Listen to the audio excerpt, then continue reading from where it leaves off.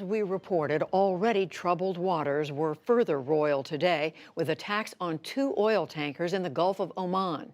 The U.S. blamed Iran and will raise the issue in a United Nations Security Council meeting. Experts and government officials say it appears to be the latest in a series of increasingly aggressive actions by Iran in response to new sanctions. Nick Schifrin reports. About 25 miles off the coast of Iran, the Front Altair oil tanker is disabled and on fire. An explosion ripped a hole and scorched the tanker's side.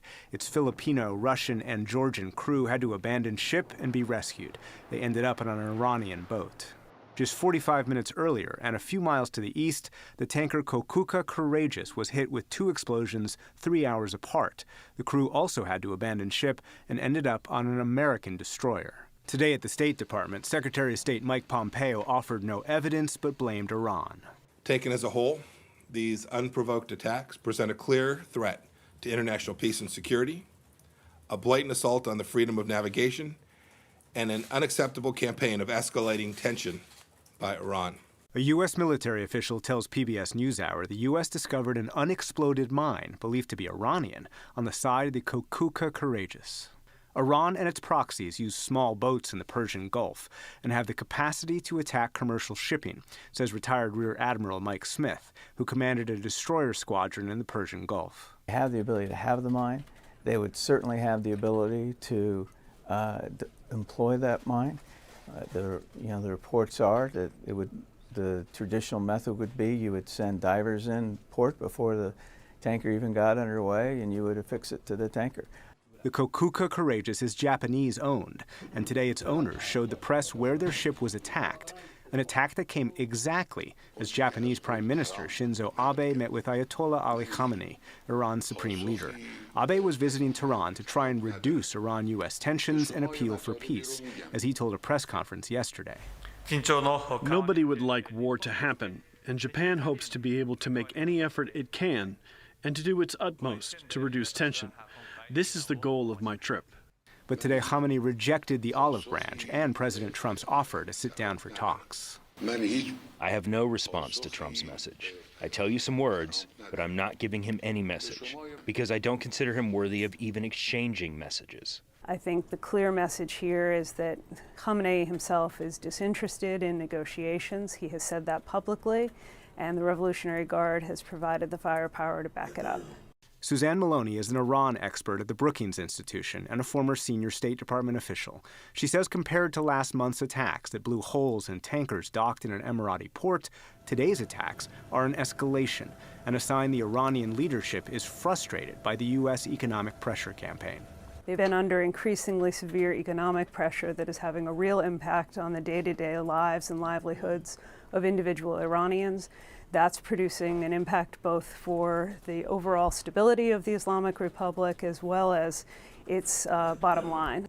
That bottom line is most affected by oil exports. The administration and experts say Iran's actions have become more aggressive since the U.S. vowed to cut Iran oil exports to zero. And oil analysts predict that prices could rise with the threat to shipping companies that operate in the world's most important oil route. Any steps in the Gulf that increase the costs associated with moving that oil through the Strait of Hormuz have a net benefit, both in terms of the economic impact, in terms of raising the price, but also in terms of the political price and the message that it sends to its neighbors and to the Trump administration that these actions by the United States will have consequences for the global economy. And those U.S. actions are likely to include the U.S. reinforcing its military presence in the waters near Iran, says retired Admiral Smith, who once commanded the U.S. destroyer that responded today. It's their responsibility to be able to anticipate the absolute worst case. So they're going to have to increase the security on their own forces, up the readiness, or certainly up the intelligence flow that's going out to the units that are deployed. And that means the tension between the U.S. and Iran will likely increase. For the PBS NewsHour, I'm Nick Schifrin.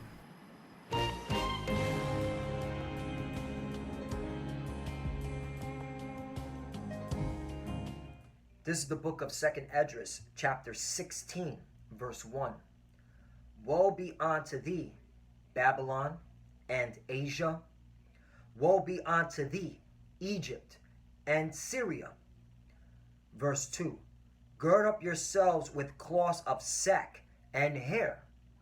Bewail your children and be sorry, for your destruction is at hand. Barakatah Yahweh, Barakatah Yahweh Shai, Barakatah Yahweh, Barakatah Yahweh Shai. Yahweh is the name who the world ignorantly calls God, and Yahweh Shai is his son who the world ignorantly calls Jesus Christ. First and foremost, I want to give all praise and all glory to Yahweh, Bahashim, Yahweh Shai, Bahashim, Rokah, Quadash. Double honors to the apostle of great millstone, who well taught us this truth. And salutation to the Akhtam out there pushing this truth and sincerity throughout the four corners of the earth and risking their life to do so for Yahweh, Bahashim, Yahweh Shai's sake. I'm Brother Samak from the GMS Miami camp, and the reason why I brought up the book of 2nd Esdras, chapter 16, verse 1 and 2, is from the breaking news that happened today. All right? And that's why I put in post-production. All right? The whole event that happened, all right, with the 2 oil tankers that got attacked supposedly by torpedoes, and you have the American government blaming Iran, while Iran is saying no, we had no partake in that. All right, and this is what's happening because the Middle East is being heightened for what? World War III. All right, that's why I read the book of 2nd Esdras, chapter 16, verse 1 and 2, because all you nations are going to get involved in that war. All right, your main battle, okay, will be in the Middle East. All right, in the valley of Jehoshaphat. In fact, let me get that. All right, because this is of Yahweh Ba'ashim Yahweh Shai, who the world ignorantly calls God. All right, through his son, who the world ignorantly calls Jesus. All right, they're setting this up to bring about prophecy. All right, and to take you heathens out of power. Mainly, all right, the top heathen that's ruling as of right now, Esau Edom, the Caucasian race today. Let's go to the book of Joel, chapter 3. And I'm going to start at 9. Proclaim ye this among the Gentiles, right, you heathens. Prepare war. Wake up the mighty men. Let all the men of war draw near. Let them come up, right. And what's going on in the Middle East is drawing all you nations there, man. All right? The angels are stirring it up. All right? First, let me get that. Let me stop right here. Let me go to the book of Revelation. All right, to prove that point. All right? Because this is of Yahweh Ba'ashim Yahweh Shai. This is not of man. Regardless, if you want to believe whatever narrative that the news media will spew at you, okay? It doesn't matter whether it was a false flag or whether it was truly Iran. Who gives a fuck? All you heathens are going into war. And this is all through the spirit power of Yahweh Ba'ashim Yahweh Shai. Book of Revelation, chapter 9, verse 13. And the 6th angel sounded, and I heard a voice from the 4 horns of the golden altar, which is before the Most High. Verse 14, saying to the 6th angel, which had the trumpet, loose the 4 angels which are bound in the great river Euphrates. Right. So this is of Yahweh Ba'ashim Yahweh Shai. He's commanding those 4 angels, okay, to stir up that region for World War III. Verse 15, and the 4 angels were loosed, which were prepared for an hour and a day and a month and a year for to slay the 3rd part of men. Right, you Edomites, because you're in the power seat. All right, so you're going down. All right, that's the fact. And in this 3rd World War, you will lose. Okay, mainly here in America. All right, this place is going to be obliterated with nukes. All right, that's why it's exciting to see what's going on in that region. All right, I was smiling when I was watching this news report. All right, I had a huge grin on my face because prophecy is moving fast, man. All right, that's why you so-called Negroes, Latinos, and Americans get your head out of the 4-point contact, your 4-point of contact. All right, this war is about to break out. All right, don't you dare think about joining the military. Okay, and if you're in the military, if it was me, I'll go AWOL. I'll do time in over there in Fort Leonard Wood. All right, and call it a day. If you are so-called Negro, Latino, and American, you are the Israelites. Do not partake in this war. All right? But if you want to partake, hey, guess what? You're going to die over there in the Middle East. Because all these nations are being prepared through the spare power of Yahweh Shemal Shai. So once again, back to the book of Joel, chapter 3, verse 9. Proclaim ye this among the Gentiles. Prepare war. Wake up the mighty men. Let all the men of war draw near. Let them come up. Verse 10. Beat your plowshares into swords and your pruning hooks into spears. Right. And all you got to do is Google it. Okay. Look at all these nations where they're investing. Okay. At what are they investing in? In weapons. Okay. Weapons for war. All these nations, man. There was a report. I don't know if it was the Bloomberg or was it CNBC. All right. But they reported that all these nations were spending so much money that they're breaking records, man. All right, especially here in America, breaking records, spending money on their defense, what they say. So, hey, that's prophecy being fulfilled. Beat your plowshares into swords and your pruning hooks into spears. Let the weak say I'm strong. Right, and that's the why. Okay, there's so much tension in the Middle East is because the weak are saying they're strong. All right, all these weak nations. Okay, look at Iran for example. They got nukes. They'll admit that, no, we don't have nukes. They have nukes because the prophecy says, okay, all that bend the bow shoot at her, meaning America, all right? And Iran, you're also known as the Persians, okay, in the scriptures. So you have the nukes, and you want to play, you know, probable deniability, whatever you want to, you know, hey, that's on you. But America knows you have the nukes. We hear the prophets. We know you have the nukes, and it's beautiful. And that's why America and the Israelis are so much adamant at getting at you. And it's good. So, hey, they can set off these false flags on you Iranians. You're still getting into this war. So get ready, all right? Because you have the nukes, you're the weak nation, and America sees that. That's why the tension is so high, and it's beautiful. And America, you get ready, because Iran's going to launch nukes on you, okay? It's scriptural. You see how it is? All right, we hear the prophets of Great Millstone. We are your real news, okay? And through the spirit power of Yahweh Shemal Shai, we are in the spirit of prophecy, okay? So we're going to tell both of you sides, have fun, enjoy this war, get ready, okay? Doesn't matter, okay, what you believe in. You're all going into this war, and a majority of you ain't making it out. The ones that partake in this war and the ones that are affected by the war via thermonuclear fire. All right? Verse 11, assemble yourselves and come, all ye heathen. Notice the Lord said, assemble yourselves and come, all you heathen. So that's everybody lottie-dottie. There is no escaping World War III. And gather yourselves together round about thither, cause thy mighty ones to come down, O Lord. Right, who are the mighty ones? Those are your military troops, okay, from whatever country you come from. You're going into the Middle East. Verse 12, let the heathen be wakened and come up to the valley of Jehoshaphat. Right, and that's the point. Valley of Jehoshaphat meaning Yahweh's Shaphat, Yahweh's judgment. So when you go to the Middle East, you're ultimately being judged, okay? Hey, and it's bound because all you heathens are wicked, all right? You push homosexuality. You push transgenderism. Well, look at America, for example. All right? You push that madness. You push democracy. You push everything under the sun that's of no value. So that's why you get judged. All right? And because the Lord looks at you as pawns in his movie. All right? Because you're heathens.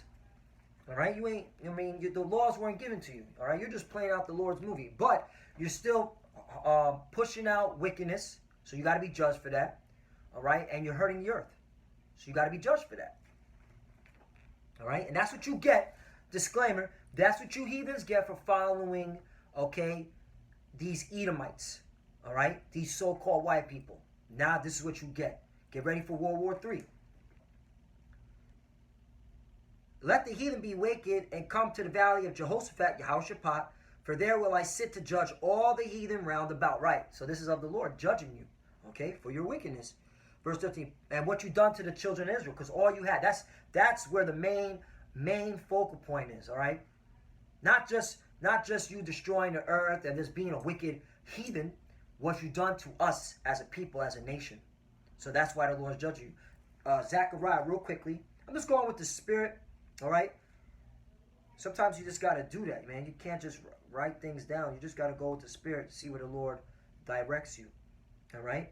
Because we're in the spirit of prophecy, buddy. Let's go to the book of, what is it, Zechariah, Zechariah, 2 and 8. No, it's Zephaniah. Excuse me. Bear me one moment. Zechariah 2 and 8. No, I was right the first time. Zechariah 2 and 8. For thus saith the Lord of hosts, after the glory hath he sent me unto the nations which spoiled you. Right, you spoiled us, man. You spoiled us. You took us down as a nation. You took our heritage away from us, all right? You beat us, okay, into submission. That's why when you ask the so-called Negro, Latino, Native American, the average one, hey, what nationality are you? He's going to give you 10 different nationalities, especially the so-called Negro. You ask him, hey, okay, when you look at the events of today, what's going on in the world, you know what majority of times what Jake says? Has nothing to do with me. I don't, ain't my problem, all right? And that's what it is, man. Our people have been broken down to a point that they don't know what the hell's going on, all right? And of course, that's judgment upon them because the elect know, all right? Not to go off on a tangent, but you did spoil us. You took everything away from us. You beat us down, okay, to a point where our people are literally sottish, all right? And they have no knowledge of their true power. Who's going to want to be able to deliver them from the coming thermonuclear destruction? For thus saith the Lord of hosts, after the glory hath he sent me unto the nations which spoiled you. For he that toucheth you toucheth the apple of his eye. Right. So you touched us. You put your hands on us. The Lord's seeing it. That's why you're going into World War III. Have fun there, buddies. Enjoy the war. All right, clowns. Verse 13. Put ye in the sickle, for the harvest is ripe. Come, get you down. So back to the book of Joel, chapter 3, verse 13. Put you in the sickle, for the harvest is ripe. Come, get you down, for the press is full. The fats overflow, for their wickedness is great. Yeah, right, your wickedness is great.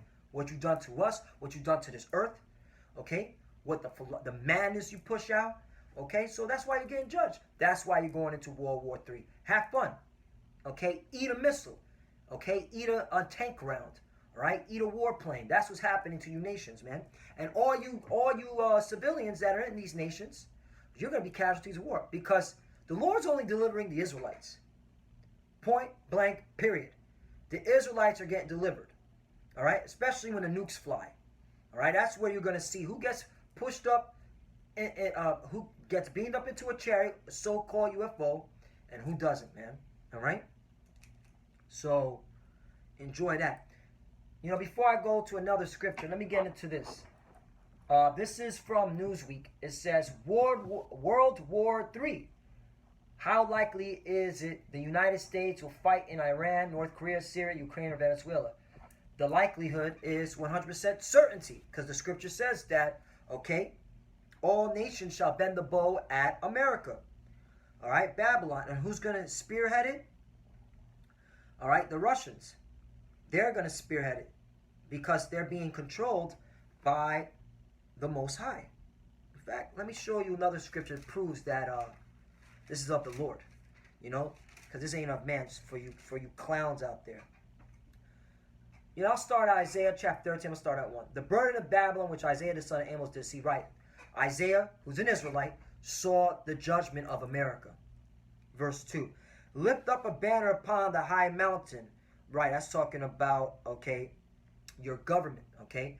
Mainly here, America, you as a government. Exalt the voice unto them, shake the hand, that they may go into the gates of nobles. Right, that's why we're telling, okay, all you elites, all right, that you're going down as a people, as a nation.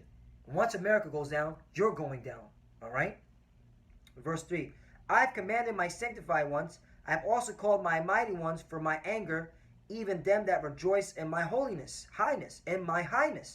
Verse 4. The noise of a multitude in the mountains, like as a great people, right? All these different governments, okay, being stirred up. But how are they being stirred up? A tumultuous noise of the kingdoms of nations gathered together. going to go into the Middle East. The Lord of hosts mustered the host of the battle, meaning is of the Lord. He's the one stirring you up by using these angels to work on your leaders' minds. Okay? If you don't like it, take it up with the Most High. So, they come from a far, verse 5. They come from a far country, from the end of heaven, even the Lord, and the weapons of the indignation to destroy the whole land. Right. And that's all these nations being gathered together to prepare themselves to launch intercontinental ballistic missiles on America. All right? All these nations that have nuclear capability. For example, Iran, North Korea, okay? So on and so forth.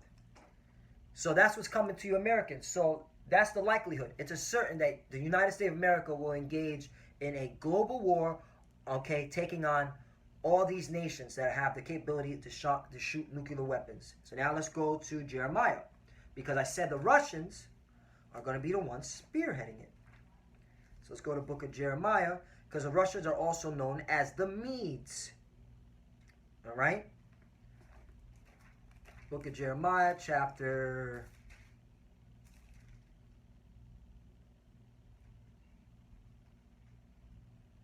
50.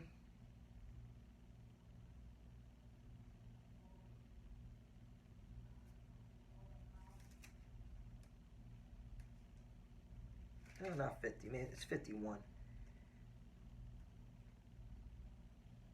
Yeah, here it is. All right. Jeremiah chapter 51. I'm going to start at 27. Set up a standard in the land, blow the trumpet among the nations, prepare the nations against her, call together against her the kingdom of Arad, Mini, and Ashnez, appoint a captain against her, cause the horses to come up as the rough caterpillars. Verse 28, here's the point. Prepare against her the nations with the kings of the Medes, you see? The captains thereof, and all the rulers thereof, and all the land of his dominion. Verse 29. And the land shall tremble in sorrow, for every purpose of the Lord shall be performed against Babylon, to make the land of Babylon a desolation without inhabitant. Boom. All right?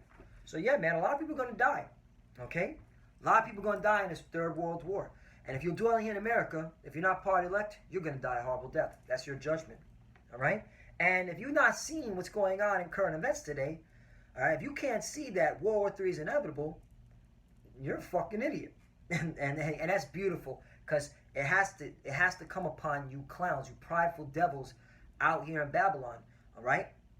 Because you're prideful, all right? Scripture says in Revelation, let me get Revelation 18. This is your spirit here in America, man. Revelation 18:1. And after these things I saw another angel come from heaven, having great power, and the earth was lightened with his glory. Verse 2. And he cried mightily with a strong voice, saying, Babylon the great is fallen, and became the habitation of devils, and the hold of every foul spirit, and a cage of every unclean and hateful bird. Right, that's John, okay, seeing America be destroyed. Thermonuclear fire, all right? And this is how you know this is talking about a future Babylon, because when John saw this vision, this is the time of the Roman Empire, when he was on the island of Patmos. So this is talking about a future Babylon. So which Babylon is that? It's America. Verse 3, for all the nations have drunk off the wine of the wrath of her fornication. The kings of the earth have committed fornication with her, and the merchants of the earth are waxed rich through the abundance of her delicacies. Right. That's talking about America. All these nations got rich off of her. All right. And now they see that it's not benefiting them anymore. And now all these tensions are rising. Trade wars and rumors of wars. Okay. The oil tanker situation. This is all being stirred up for what? All right. For all the nations to go into World War III and then ultimately attack Babylon, America. Verse 4, and I heard another voice from heaven saying, come out of her, my people, that ye be not partakers of her sins, and that ye receive none of her plagues. Right, that's you so-called Negroes, Latinos, Native Americans, who are the children of Israel. All right? We're telling you, all right, to get your mind out of America. Stop following the ways and customs of America. All right, America is about to be destroyed. You see it. It's inevitable that this War 3 is going to happen. And the Lord's going to pronounce judgment on this place. So repent, come back to Yahweh Shem Shai, or partake in nuclear fire. Verse 5, for her sins have reached unto heaven, and the Most High hath remembered her iniquities. Right, what sins have America committed? Well, look at today. Do you honestly think that the God of the Bible is okay with the way America is acting as a nation? Look internally. They pushing out, what's today? June, Pride Month, Homosexuality Month. Is the God of the Bible cool with homosexuality? No, he's not. All right? I mean, that's a given. What else do you push out? You push out the oppression of the children of Israel. You constantly exploit us. You constantly put us down. All right? The God sees that. The God of the Bible sees that. And he doesn't like it. All right? That's why he's going to send his only begotten son to jack this place up. You push out democracy. Oh, Christianity. Christianity. You think the God of the Bible is cool with Christianity? Cool with a so-called white Jesus? Cool with everybody can be saved? Just believe on John 3:16, that one scripture, and that's it? All is forgotten? No. That's why you're going to be judged. All right? It's inevitable. Verse 6, reward her even as she rewarded you, and double unto her double, according to her works, even the cup which she hath filled to her double. Right. So you're going to get judged, America, and it's going to be painful, and it's going to hurt bad. Verse 7, how much she hath glorified herself and lived deliciously, so much torment and sorrow give her. For she saith in her heart, I sit a queen and no widow, and shall see no sorrow. Right. That's the pride. That's what I'm talking about. That's the pride of you Americans. You act like you can't be touched. You act like you can do whatever you want. All right? Just look at the average American woman galloping abroad in the streets of America. All right? They don't want to be held accountable for nothing. They think they can do whatever they want. That's the spirit of America. And the Lord sees that. So he's going to burn this place. All right? Kahal Yahweh Shem Shai. Verse 8, therefore shall her plagues come in one day, death and mourning and famine, and she shall be utterly burned with fire, for strong is the Lord, the Most High Power, Yahweh Shem Shai, who judgeth her. Boom. That's how you're going to get it. All right? Get ready, America. It's game time. It's exciting. So let me get into this article. And then I want to touch on a few things. And then, Lord willing, this is edifying. So it says, World War III, how likely is it United States will fight in Iran, North Korea, Syria, Ukraine, or Venezuela? The probability is high. Okay, it's going to happen. But the main confrontation will be in the Middle East. The United States has been at war for much of its history, including the past 17 years straight since the onset of war on terror that began with Afghanistan, which America hasn't won that region. That's why Taliban is still fucking your shit up. Already the country's longest ever active conflict. Boom, active conflict, see? While President Donald Trump pledged an American first policy designed to cease Washington's endless wars, he threatened to start a few ones as well. Right, Iran. Okay? For example. So far, and over there in Venezuela. He's trying to start that conflict up. So far, history counts two mass conflicts categorized as world wars, both of which involve two major multinational factions battling it out on multiple continents. That's a world war. And the latter which result in what was likely the most widespread man-made death and destruction the planet has ever known. No, it's not man-made, maggot. It's of Yahweh Shem Shai. Exodus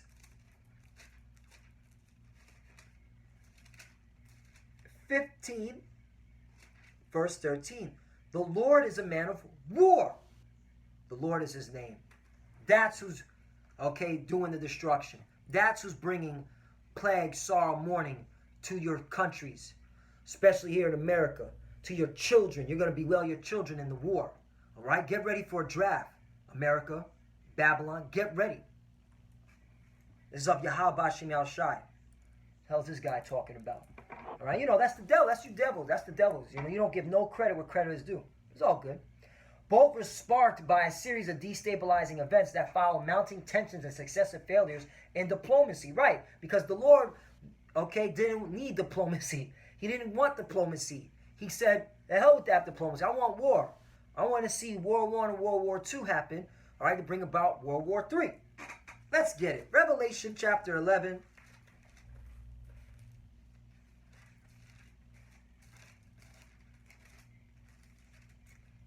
Verse 14. The second woe is past, and behold, the third woe cometh quickly.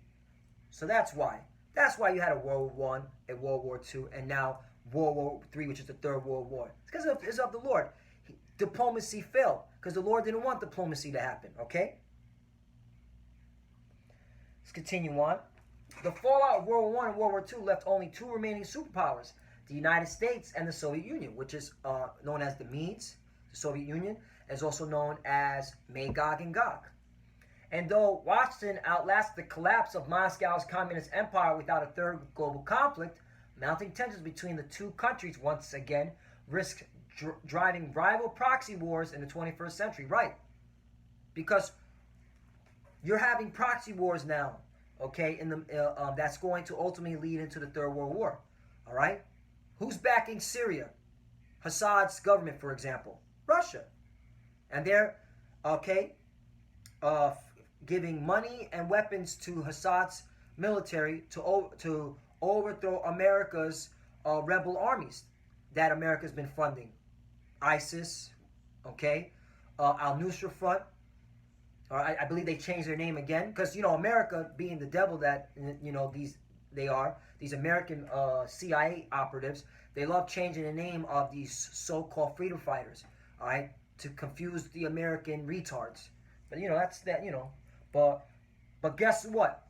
That's all being done, right, to stir these nations up for World War III. All right? So that's why you have the conflict. What else do you have going on that we're getting close to a conflict between Russia and America? INF Treaty.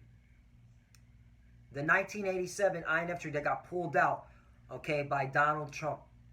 Now it legalizes, okay, the implementation of putting nukes in different parts of Europe. All right? So that's why we're seeing this happening. Officials, current and former from both sides, have even suggested that the situation today was worse as communication channels collapsed. Right. Because Russia and America are about to go into a final conflict, man. Right? There is no stopping it. This is up Yahweh Shem Yahshai. Moreover, China, largely a third party during the Cold War, has emerged as the United States' foremost economic challenger and has answered Russia's calls for closer ties, including in the military realm. Right. That's why you have a Google this, the Shanghai Cooperation Organization. Look into that. Okay, that's the partnership, military, economically, between Russia, China, and various other Eastern Asia countries. All right, and I believe Iran is an observer. Okay, as well as Pakistan and India. Oh, actually, India is part of that Shanghai Corporation. Excuse me. All right, which are so. This is what you're having. You're having a partnership of the kings of the East coming together. Let's get that scripture. Like I said, I read this article, a lot of scriptures came to my mind. All right. Revelation 16 and 12. And the sixth angel poured out of his vial upon the great river Euphrates. That's why the Middle East is a hot zone.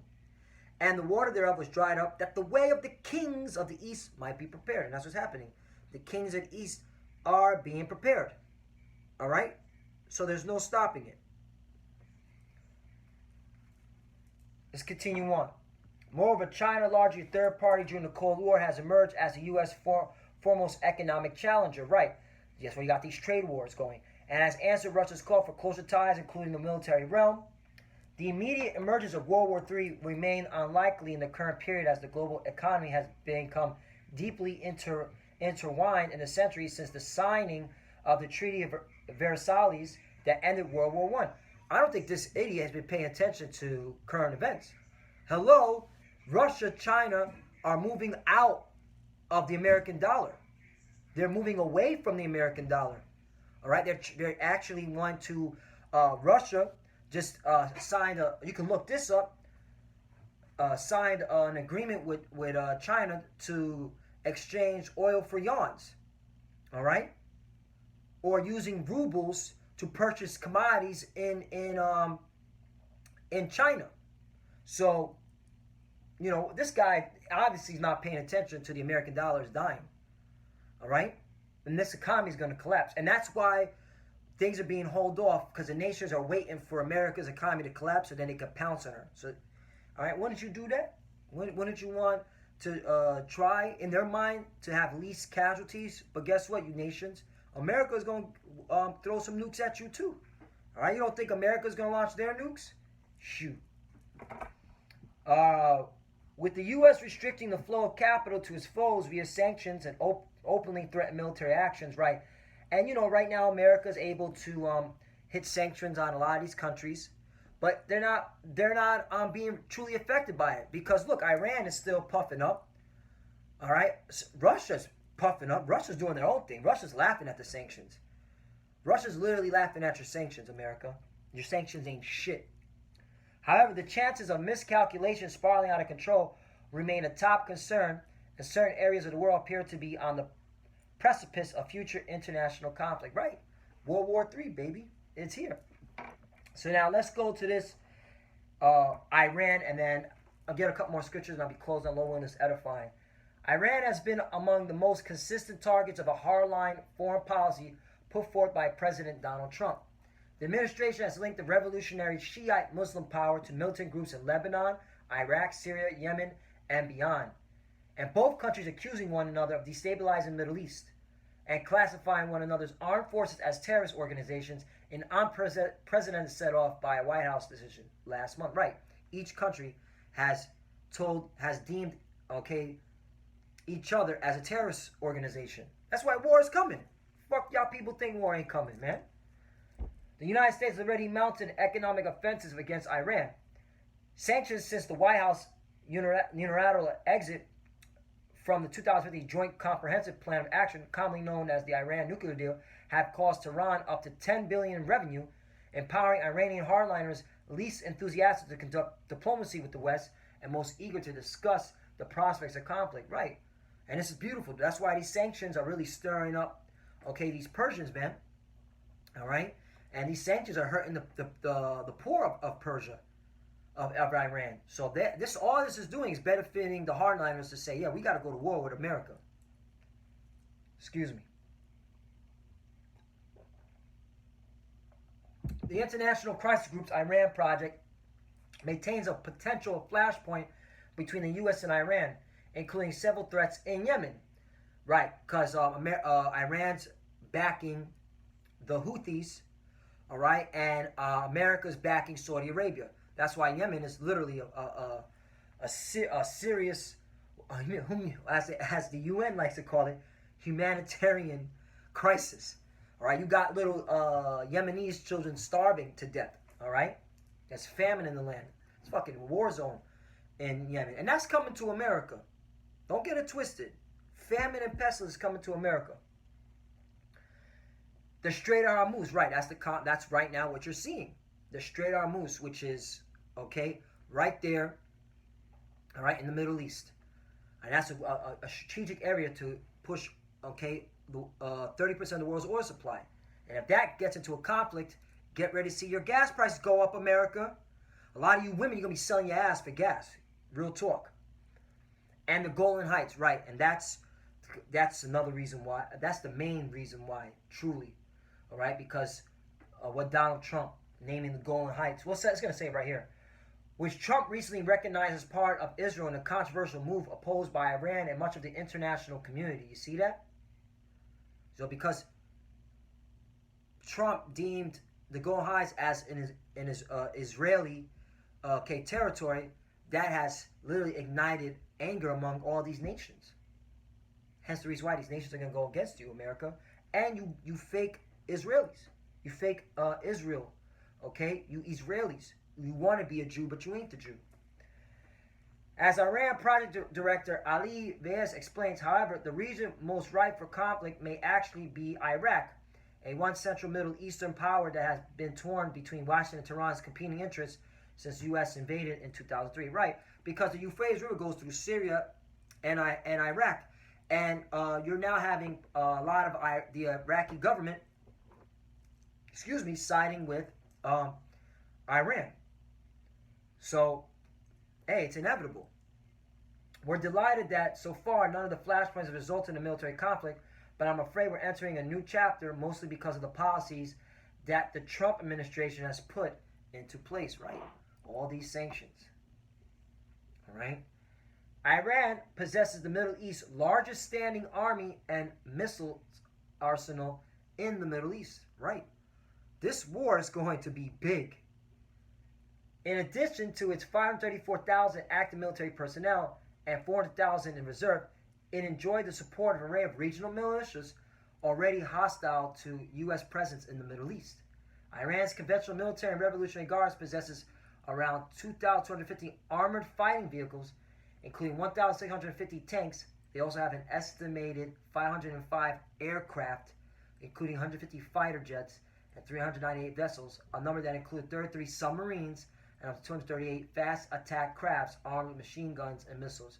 So, America, you're getting into this war, and you ain't getting out of it, man. And who's going to drag you into this war? Them gutter rats. All right? And I'm going to end it with that. All right? Because the least of the flock shall draw them out. These Israelis are going to drag you into this war. Jeremiah.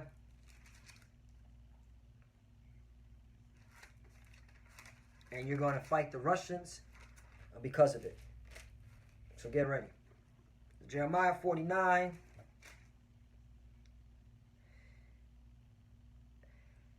Just who's he's addressing to. Jeremiah 49:7. Concerning Edom, thus saith the Lord of hosts. Thus saith the Lord of hosts, meaning the Lord of armies. Is wisdom no more in Timam? Is counsel perished from the prudent? Is their wisdom vanished? Right. All right. You people, you Edomites, man. You so-called white people, man. You actually think that you're going to be able to win this final war, but you're an idiot, man. You have no wisdom. You have no understanding. All right, and it's beautiful, man. All right? Your technology is going to fail you. Let's get over. Verse 17. You know what? I will start at 15. For lo, I will make thee small among the heathen and despised among men. Right. And you're being despised, America. What you're doing is pissing off the whole world, man. Verse 16. Thy terribleness hath deceived thee, and the pride of thy hearts, O thou that dwellest in the clefts of the rocks, that holdest the height of the hill. Though thou shouldest make thy nest as high as the eagle, right? All right? You represent, okay? The eagle represents you Edomites, starting here with America. All right? And you've been shooting your rockets into Space Force. Verse 17. Also, but what did the Lord say? I will bring thee down from thence, saith the Lord. Right? So pretty much when you were going into space, that's when the Lord started taking America out of power. Now look at America. America is demoralized, degenerates. America is just itching to get. It's just once. It's a step away. To being annihilated, and you're about to take that step. Verse 18. As in the overthrow of Sodom and Gomorrah and the neighbor cities thereof, saith the Lord, no man shall abide there, neither shall be a son of man dwell therein. Right. When did you Edomites get overthrown like Sodom and Gomorrah? That's obviously talking about a future prophecy. It's talking about now. So that proves that you Edomites are still here, walking the earth. You are the Caucasian race. For you dumb so-called Christians out there, mainly vocab, idiot Malone, Dr. Edom, all right? You're a piece of shit. That's why I really don't really make videos about you, because you're an idiot. You're a piece of shit. Anyway, we're going to continue on. Not to go on a tangent again. Verse 19. Behold, he shall come like a lion from the swelling of Jordan against the habitation of the strong, but I will suddenly make him run away from her. And who is a chosen man that I may appoint over her? Who is like me, and who will appoint me the time? And who is that shepherd that will stand before me? Right. And that's the Lord, okay, saying, I'm gonna come get you, man. because this is of the Lord. Not only are you going to get into a nuclear war, you're also going to have the Lord, these spaceships, the chariots jacking you up. Verse 20, therefore hear the counsel of the Lord, and he hath taken against Edom, and his purposes that he hath proposed against the inhabitants of Teman. Surely, here's the point, surely the least of the flock shall draw them out. Surely he shall make their habitations desolate with them. Right.